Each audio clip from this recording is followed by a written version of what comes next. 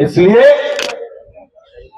सरकार में हमें इतना दुलार दिखा रही है, या आज विभिन्न पार्टियों के नेता संविधान की कॉपियां उठाकर घूमते हैं, तो उनको जो डर है वो केवल आपकी एक वोट का डर है।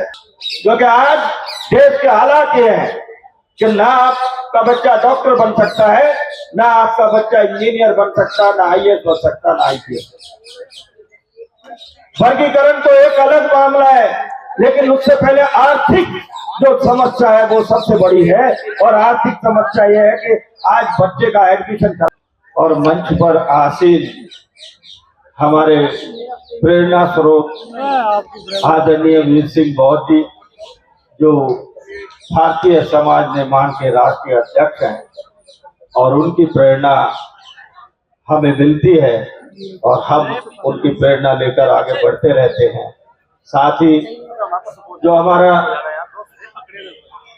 आदरणीय हमारे हरनाम जी, जो हमारे लगभग 41-42 संगठनों का, सामाजिक संगठन और यूनियनों का मोर्चा है, उसके संयोजक है और अभी आपके सामने अपना वक्तव्य रखकर गए हैं, उनका भी मैं स्वागत करता हूं। और जितने भी सामाजिक संगठन और यूनियनों ने हमारे इस आज के धरने का समर्थन किया, मैं अखिल भारतीय सफाई मजदूर कांग्रेस की ओर से उनका धन्यवाद करता हूं और अभिनंदन करता हूं।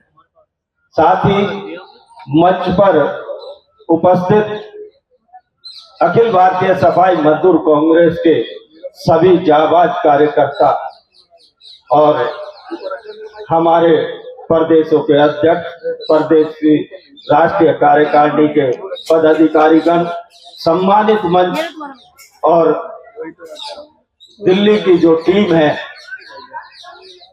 साथ में जो उत्तर प्रदेश, मध्य प्रदेश, राजस्थान, विभिन्न प्रदेशों से आए आप सभी लोग, और सबसे बड़ी शक्ति मातृशक्ति को भी मैं नमन करता हूं, जो इतनी बड़ी संख्या में मध्य प्रदेश से चलकर आई। साथियों, समय की कमी है, मन तो करता है कि एक एक अपने कार्यकर्ताओं का मैं यहां नाम से संबोधन करूं,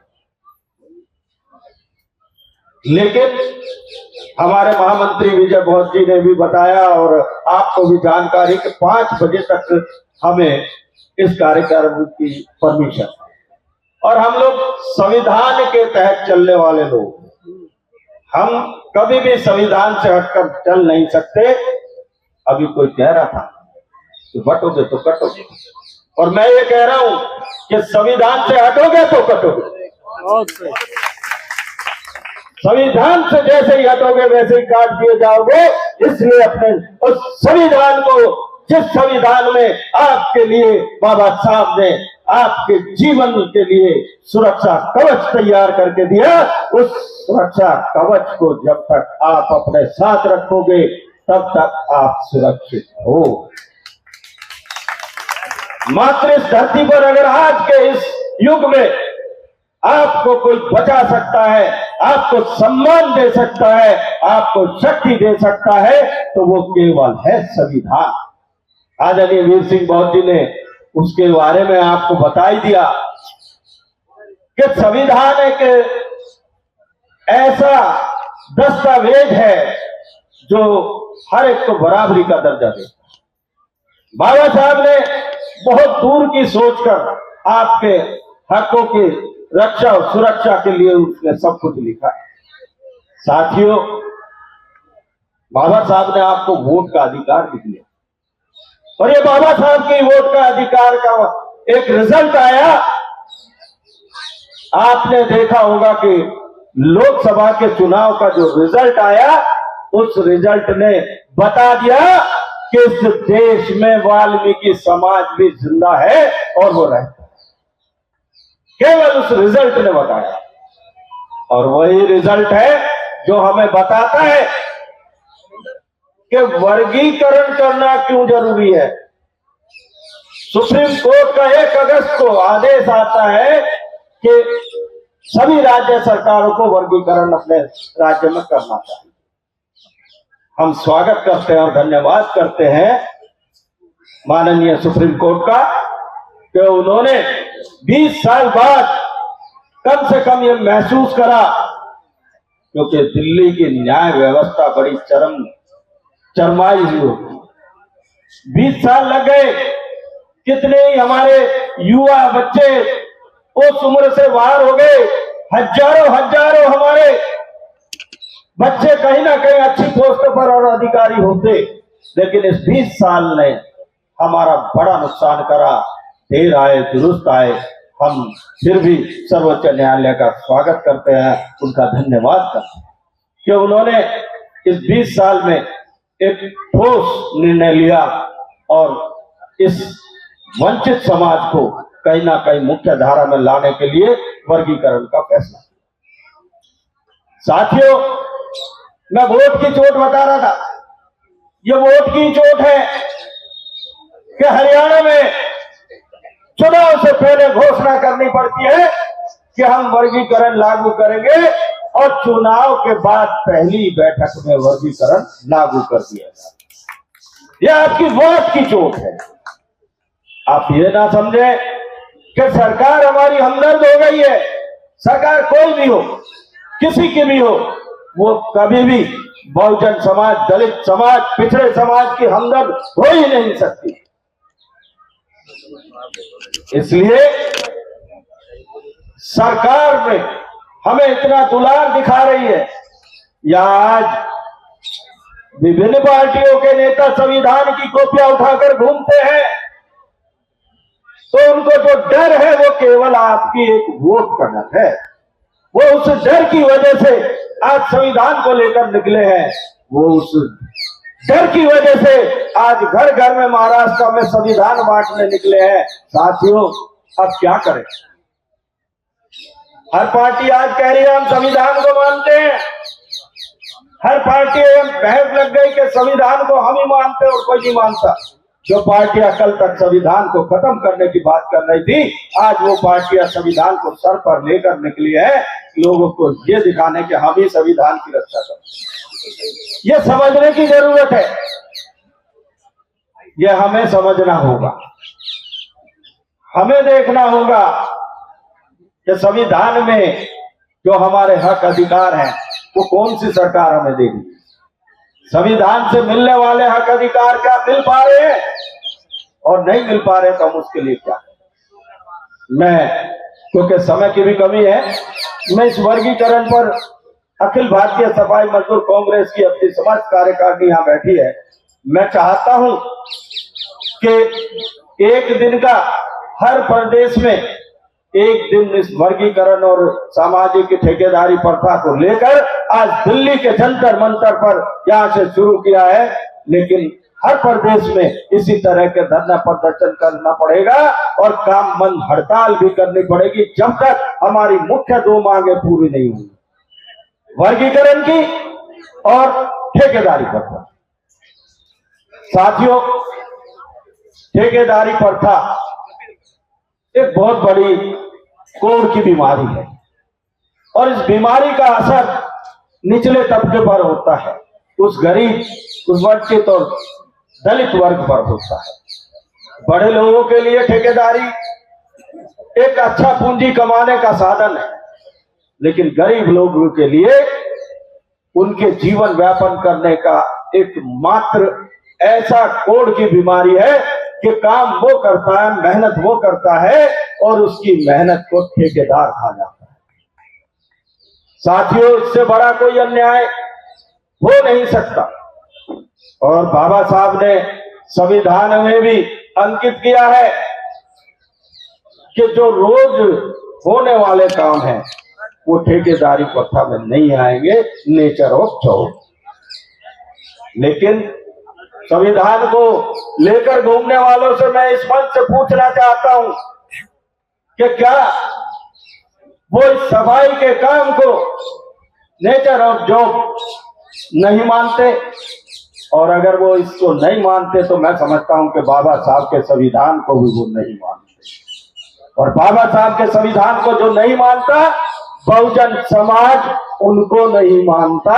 यहां से मैं कह देना चाहता हूं, बहुजन समाज जो इस संविधान, बाबा साहब के संविधान को मानेगा, जो बाबा साहब के संविधान को कुरान, बाइबल या गीता समझकर इसको भी उतना ही दर्जा देगा, उसी को बहुजन समाज सम्मान और इज्जत देगा। क्योंकि बहुजन समाज अब जागरूक हो चुका है। आदरणीय वीर सिंह मोदी जैसे जो समाज के चिंतक हैं, उन्होंने जो ज्योति जलाई है वो आज पूरे भारत में दिखाई दे रही है। और मैं धन्यवाद उनका भी करना चाहता हूं कि वर्गीकरण के फैसले के आने के बाद हमारे ही अपने बहुजन समाज के हमारे साथियों ने, जिनके हम हमेशा पीछे चले, बड़े भाई भी कहकर चले, मैं उनका भी इस बात के लिए धन्यवाद करता हूं कि उन्होंने कम से कम हमारी हैसियत दिखाने की कोशिश करी। लेकिन उससे हमें एक फायदा हुआ कि आज हमें पता चला कि हम जिसे अपना समझकर चलते हैं, वो कहीं ना कहीं एक जगह आकर अपना मुखौटा उतार कर हमें दिखाते हैं। आज हमें पता चला कि वाल्मीकि समाज को कहीं ना कहीं अपना नेतृत्व तैयार करना है। और आदरणीय वीर सिंह बहुत जी ने जो कार्यक्रम चलाए हैं कि वाल्मीकि समाज में नेता पैदा करने, और यहां से हम संकल्प ले रहे हैं। और हमने कहा भी, साथियों, मैं किसी की आलोचना यहां से नहीं चाहता, लेकिन कहीं ना कहीं जिस तरह से वर्गीकरण का फैसला आया, बहन मायावती जी ने कॉन्फ्रेंस करके विरोध करा, भाई चंद्रशेखर जी ने विरोध करा, और तमाम लोगों ने विरोध करा। और विरोध भी इस चीज का करा कि वो हमें हक मिलने वाला था, वो हक हमें ना मिले। लेकिन आज कानूनी तौर पर सब रास्ते बंद हो गए, और माननीय सुप्रीम कोर्ट ने जो अपील खारिज हुई थी पुनर्विचार की, वो भी अपील खारिज हो गई है। अब तो आपके हाथ में। और मैं उन बड़े भाइयों से भी ये कहना चाहता हूं कि हमारा कोई व्यक्तिगत झगड़ा नहीं है। नारा बहुत अच्छा लगता है, बटोगे कटोगे, अलग रहोगे तो मरोगे, लेकिन मैं यहां कहना चाहता हूं कि अब भी वक्त है, आप अपनी भूमिका निभाएं, साथ में चले। ये निर्णय सुप्रीम कोर्ट का था, ये किसी व्यक्ति या विशेष का नहीं था, ये किसी सरकार का निर्णय नहीं है। ये अगर निर्णय है तो वो माननीय सुप्रीम कोर्ट का निर्णय है, इसको हमें सब मानना पड़ेगा। और व्यक्तिगत अपने मतभेद भुलाकर बहुजन समाज की शक्ति को फिर से एक साथ लाकर मजबूती से लड़ाई लड़नी पड़ेगी। साथियों, हक और अधिकार की लड़ाई बहुत है। मैं हरियाणा सरकार ने लागू किया हमारे वहां वर्गीकरण को, उसका भी इसीलिए धन्यवाद करता हूं। अखिल भारतीय सफाई मजदूर Congress trade union non political स्वतंत्र यूनियन है। हम किसी राजनीतिक पार्टी का समर्थन नहीं करते, लेकिन हमारे स्वर्गीय संस्थापक वासुदेवराव चांगरे जी ने कहा कि जो पार्टी हमारे लोगों को हक अधिकार देगी, जो पार्टी हमारी चिंता करेगी, हम भी उस पार्टी की चिंता के लिए कहीं ना कहीं सोचेंगे। साथियों, आज तक हमारे वोट को फ्री में लिया जा रहा था, जिसकी कोई वैल्यू नहीं थी, लेकिन आज 2024 के चुनाव ने हमें भी कहीं ना कहीं उत्साहित किया। हमें भी महसूस हुआ कि मेरे वाल्मीकि समाज की वोट की वैल्यू है, और उस वैल्यू को कैलकुलेट करने में हमारे बुद्धिजीवी लोग लग गए हैं। और इसका जो परिणाम है वो महाराष्ट्र के चुनाव में भी और आने वाले सब चुनावों में दिखाई देगा कि बहुजन समाज, वाल्मीकि समाज और वंचित समाज के दर्जा है। इसलिए मैं सरकारों से इस बात के लिए फिर कहता हूं कि सरकारें चुनी गई हैं, और चुनी इन लोगों ने है। सरकार आपकी नौकर है, नेता मंत्री आपके नौकर है, आपके पैसे आपके टैक्स से तनख्वाह लेते हैं। आज सवाल हमें करने हैं, अब तक हम सवाल नहीं करते थे, लेकिन अब हमें सवाल करना है कि कौन सी स्टेट, अभी हमारे आदरणीय बहुत ही आपके बीच में संघ का संचालन कर रहे हमारे विजय बहुत जी ने कहा कि दिल्ली की सरकार अगर लागू नहीं करेगी तो हम यहाँ काम बंद हड़ताल भी करेंगे और दिल्ली की सरकार से दो हाथ भी करेंगे। साथियों, दिल्ली की सरकार को मैं यहाँ से बोलना चाहता हूँ कि चंद महीने बचे हैं चुनाव में और वाल्मीकि समाज इस बात पर नजर लगाए है कि दिल्ली सरकार वर्गीकरण के मामले में क्या सोचता है, और अगर दिल्ली सरकार ने इस बात की घोषणा नहीं करी या लागू नहीं किया तो निश्चित तौर पर दिल्ली की सरकार बदली जाएगी और उस बदलने का काम वाल्मीकि समाज करेगा।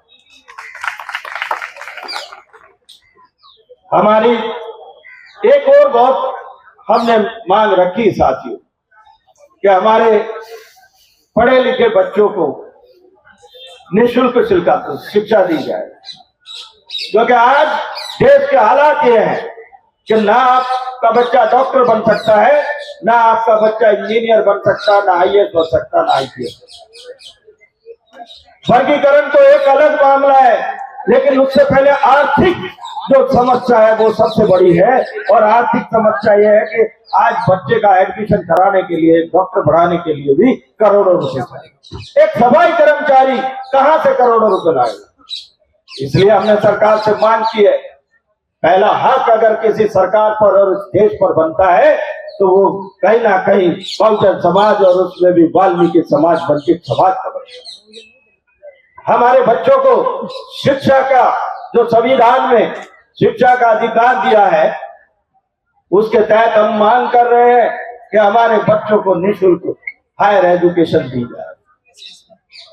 बंधुओं, जब तक ये 3 मांग हमारी प्रमुख मांगे सरकार अमल में नहीं लाएगी तब तक अखिल भारतीय सफाई मजदूर कांग्रेस इसी तरह मोर्चे पर डटी रहेगी। और यहां से मैं कह चुका हूं कि हर प्रदेश में एक दिन का सांकेतिक धरना प्रदर्शन मुख्यमंत्री के निवास पर मेरे प्रदेश के सभी अध्यक्ष पूरे जोर शोर के साथ वो करेंगे। और साथ ही क्योंकि हमारे मोर्चे के यहाँ हरनाम सिंह जी भी हैं, आदरणीय वीर सिंह बहुत जी, बंधुओं अकेले लड़ाई कोई संगठन नहीं लड़ सकता।